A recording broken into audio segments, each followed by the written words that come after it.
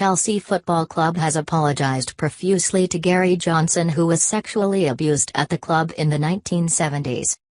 In a statement, the club said Johnson had suffered unacceptably while a youth team player. Chelsea's apology comes after Mr. Johnson, 57, said the London club had paid him £50,000 not to go public with allegations.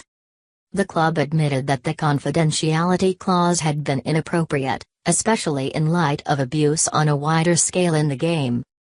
The club added that it now had no desire to hide any historical abuse we uncover from view. An external review would examine whether it carried out a proper investigation when the allegations first came to their attention in 2014. Mr. Johnson said he had been sexually abused by the club's former chief scout Eddie Heath, who died in the early 1980s. Solicitor Tom West told Sky News he had been contacted by another former first-team Chelsea player, who was remaining anonymous.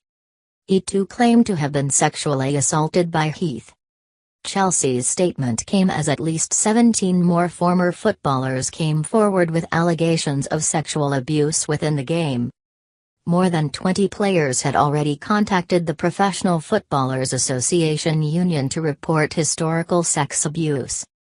Some 18 police forces are now examining claims from more than 350 people, across 55 clubs.